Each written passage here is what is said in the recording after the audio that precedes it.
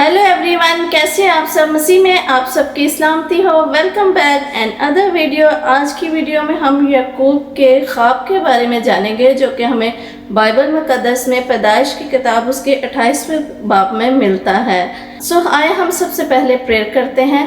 आसमानी बाप, मैं दिल और दिल की गहराइयों से आपका शुक्र अदा करती हूँ। यीशु नासरी, आप शुक्रगुजारी के लायक है, हशमत और बुजुर्गी के लायक है। यीशु नासरी, आपकी दी हुई तमाम ब्लेसिंग के लिए आपका शुक्र अदा करती हूँ, यीशु के नाम से, आमीन। जैसा कि हमने लास्ट वीडियोस में सीखा कि इसहाक को खुदावन ने 2 जुड़वा बेटे दिए, ईसाऊ और याकूब। और इस याकूब अपने बाप को धोखा देता है और उसकी माँ रिबका याकूब को उसके मामा लाबन के यहाँ जाने के लिए कहती है।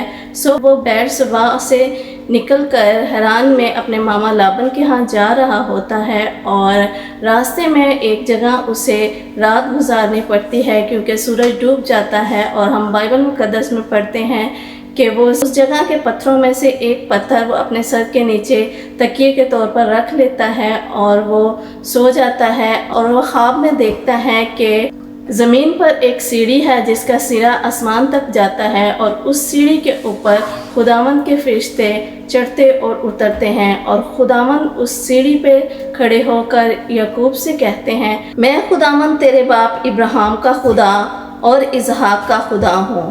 मैं ये ज़मीन जिस पर तू लेटा है तुझे और तेरी नस्ल को दूंगा और तेरी नस्ल ज़मीन की गर्द के ज़रों की मानित होगी और तू मशरिक़ और मगरिब और शमाल और जनूब में फैल जाएगा और ज़मीन के सब कबीले तेरी और तेरी नस्ल के वसीला से बरकत पाएंगे। और देख, मैं तेरे साथ हूँगा और हर जगह जहाँ कहीं तू जाए तेरी हिफाजत करूँगा और तुझको इस मुल्क में फिर लाऊंगा।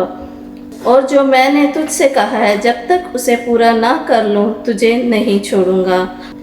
इसके बाद याकूब जाग जाता है और कहता है कि यकीनन खुदावंद यहाँ पे मौजूद हैं और ये जगह खुदावंद के घर के सिवा कुछ ना होगी। फिर वो सुबह सवेरे उठता है और अपने सर के नीचे रखे हुए पत्थर को लेता है और उसे एक पिलर की तरह खड़ा कर देता है और उस पर तेल डालता है और उस जगह का नाम याकूब बेतेल रखता है, जिसका मतलब है खुदावंद का घर। और याकूब वादा करता है कि जिस रास्ते पे मैं जा रहा हूँ खुदावंद मेरी मदद करेंगे और मुझे अपने बाप के घर वापस लेके आएंगे, तो मैं इस जगह पे खुदावंद का घर बनाऊंगा और खुदावंद के दिए हुए में से 10वां हिस्सा खुदावंद के हुजूर दिया करूंगा।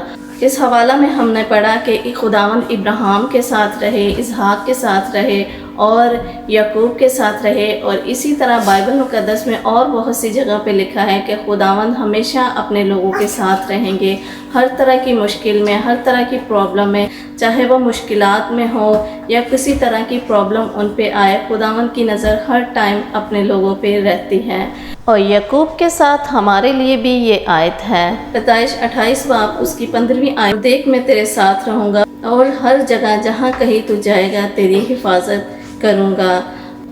आई होप आज की वीडियो आपको अच्छी लगी होगी। मज़ीद ऐसी वीडियो देखने के लिए देखते रहें my YouTube channel Grace of God. Bye bye, take care, subscribe